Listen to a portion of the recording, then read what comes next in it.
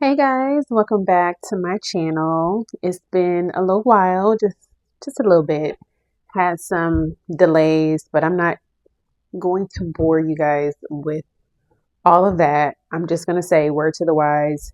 Make sure you're not recording outdoors when it's super windy because you'll put yourself at risk of breaking your microphone and other equipment.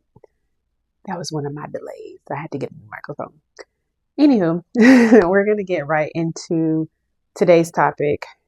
And you only don't know about this lady in this situation if you have been living under a rock, because everybody and their mama knows about Cheyenne Bryant and this controversy with her credentials, not having her doctorate, but claiming to be a doctor and not being licensed as a therapist, but claiming to be a therapist and diagnosing people.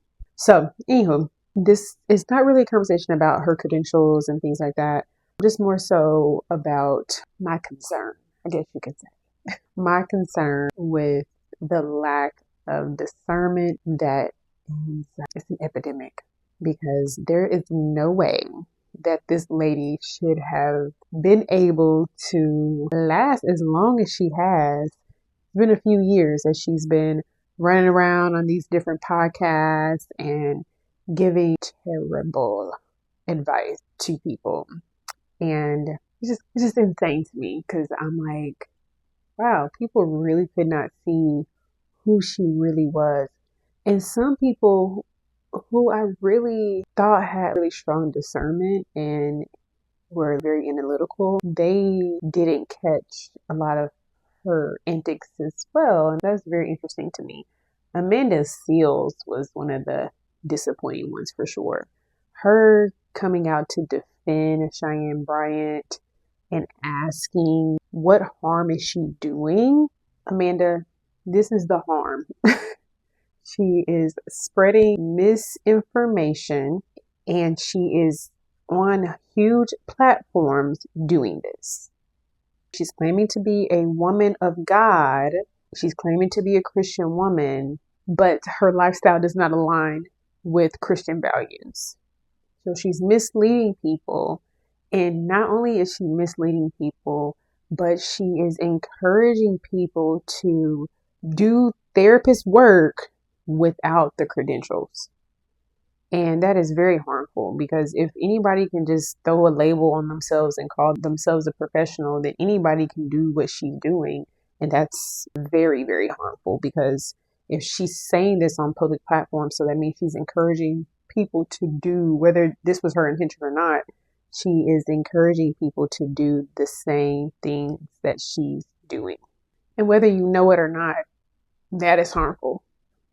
Going on the Paul Pierce podcast, for instance, and letting the world know that she's been in a situationship for, I think, the past 5 years, and bragging about how this man is in love with her, because that's what she was doing. She was bragging about how he wants to be in a relationship with her, but she's the one who is pumping the brakes on that. She's the one who is not allowing the relationship to progress because he's not ready. He's not mature enough. But you're still spinning the block. These are the words that she used. You're still spinning the block, aka still being intimate with him, still playing with his feelings, still misleading him. And she thinks this is cute. And this is the type of stuff that is harmful to the community and to the culture, because that's a dangerous game, to be playing with someone's feelings. That could actually end deadly. Like, let's be for real. There's a reason why that show Snap exists. People can actually snap when they realize that they're being played with. So how are you, a therapist, doing those things? And even if you are doing that, that should not be something that you are talking about publicly. And you should have the common sense that if you're talking about this on a public platform and you're not highlighting the problem with you doing this, that is going to influence others to do this. And full adults can be influenced.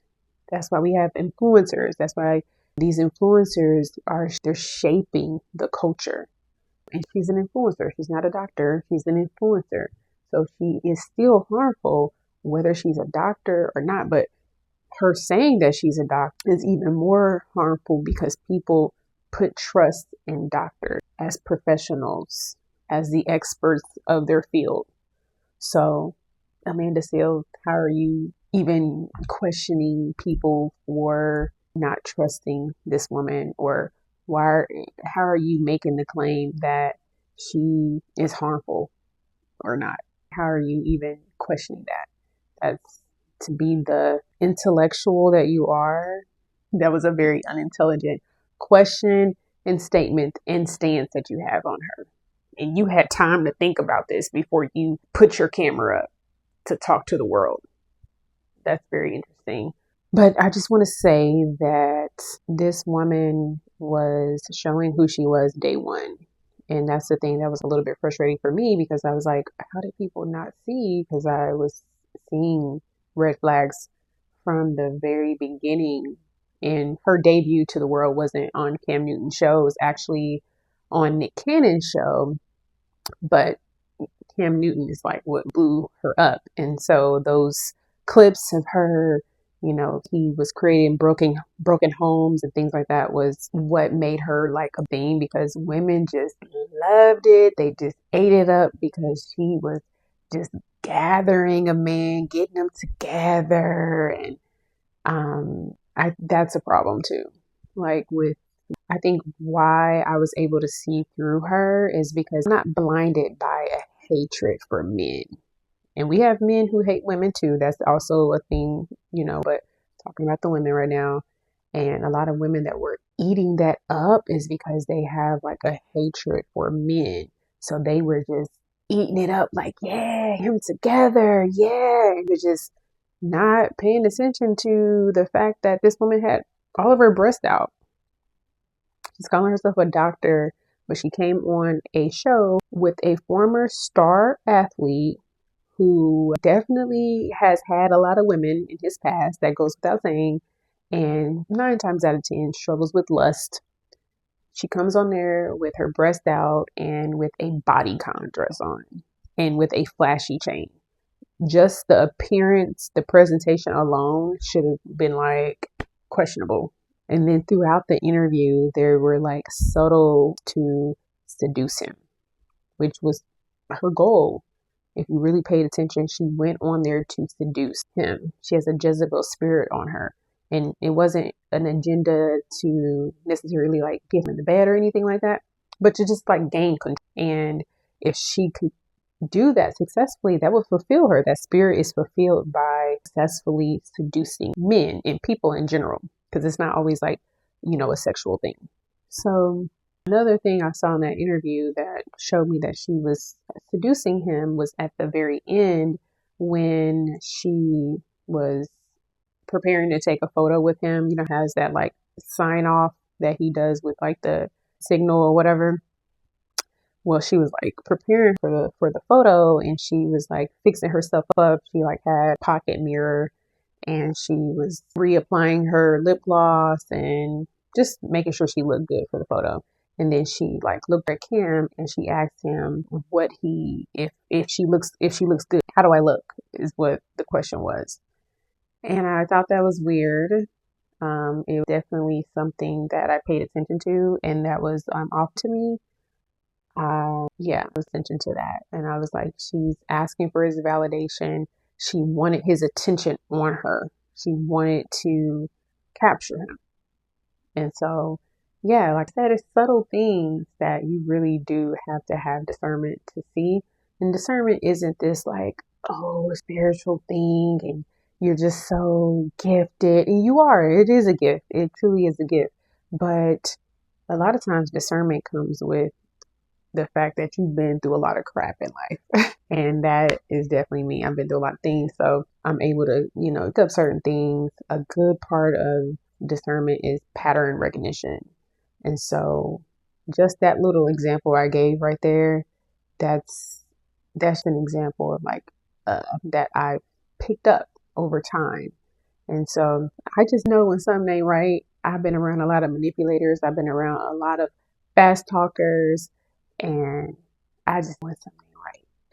And so another time I caught something off with her was when she was on Crystal's podcast, the one that plays on Sisters, Tyler Perry's sister show.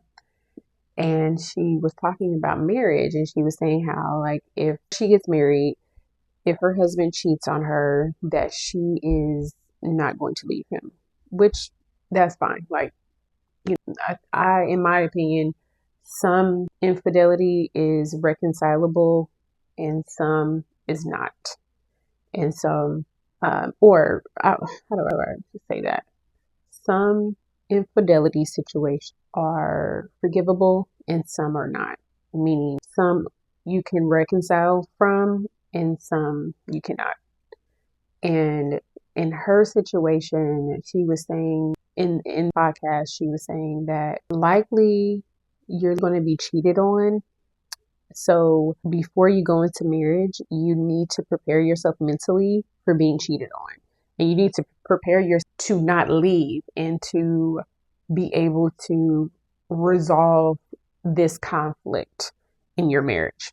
And that was very interesting because as a proclaimed woman of God, how do you tell people to prepare for infidelity when if they are trusting God and believing God to bring them a man of God, then whatever God brings you is going to be good. And ain't nothing good about a man cheating on you. So I understand that, things are going to happen in marriage and marriage is not perfect and, going to be some things that you have to work through in marriage, but there's certain things you shouldn't have to work through. There's certain things that are just flat out disrespectful, dysfunctional, toxic, and that those aren't things that we need to normalize as that's just a part of marriage. That's just what happens in marriage. That's not normal. And so for her to talk about it in that way, casually, it was just really weird. And another time, somebody, if you know the podcast, please tell me in the comments which podcast this was on. But I just remember her saying on a podcast, it might have been on B. Simone's podcast, possibly. But I just remember her saying on a podcast that when you're in your 20s, that's the time for you to have fun, hoe around, and you're supposed to, living your best life. And she said, but when you get in your 30s, you're too old for all that. You're supposed to be at a place now where you're ready to settle down and you're ready to just be one person. And she was like, that's you're too old for that lifestyle at that point. No, ma'am. I caught that immediately, or as y'all would say, I clocked that immediately because I was like, why are we telling people to make poor decisions in your 20s? Like, if you make poor decisions in your 20s, I want y'all to hear me loud and clear. If you make poor decisions in your 20s, you're going to be in your 30s, very dysfunctional, traumatized, and needing healing. So, no, you don't need to be making poor decisions in your 20s. You should get a coach. You should get maybe a spiritual leader to help guide you and navigate you through life, and listen to their wisdom and learn from their mistakes and save yourself the trauma and the unnecessary healing that you'll have to go through. Healing is different for everybody. So healing can take years. Healing can take decades. So don't do that disservice. And I'm not even a therapist saying that to you guys. Insane. She either, but you know what I'm saying. How can I forget? On the Cheyenne Bryant podcast, we all know about the advice of getting in the bathtub and how that's a reassurance for you as a woman that if a man can take a bath with you and not have sex with you or not try to have sex with you, then he's a winner. That means he's a good man, Savannah, and he's the right man. That is straight foolishness. Like, that tempting a man, and just because a man tries to have sex with you because he sees your full naked body on display and he can't control, that is not a barometer when if he's a good man. That's just plain foolishness. Tempting a man and then judging him for being turned on. That's insane. So we all know about that situation. But the other thing that I caught on that podcast was how she said her body looks good while nude. She looks good nude. And she was saying this to a pastor who is also married. So what do we think is going through his head when he's probably envisioning what she looks like naked, probably, right? Yeah. It's like Kim was probably not hearing anything that she had to say with her breasts on full display in front of him. And so how is it that me as just a normal person with no doctoral and no licensure, how can I understand that male part of the psyche and cannot as a doctor? But those are things you should know just as a grown woman. You should just know that. That's just common knowledge that she should know as a grown woman. And so she knows those things, but she uses her asset as a way to gain power and to gain influence. And so, yeah, it's just crazy to see all of this play out. But yeah, I talk about this on my TikTok, but I wanted to do like a long form video about it. So yeah, same thing that I said on my TikTok, I'm going to say here is that if you did not catch any of the red flags from this lady, it's going to go sit with God and ask God to increase your discernment, because there are so many people that are so easily deceived nowadays. Like when I would go through the comments, like on Crystal's video, I was seeing all these women just praising this lady, like just eating it up, loving everything. And I was just like, what? I literally had to dig through the comments to find someone who had the same thought process that I had, which is like, how are you telling women to prepare for infidelity? That's insane. I literally found like 2 other comments that had the same thought that I had. And there were like hundreds, thousands of comments, and there was nobody who had that same thought except for me and 2 others. And that just goes to show how like easy it is for the masses to be deceived. Like she on these platforms said fancy words, big words, using them out of context though.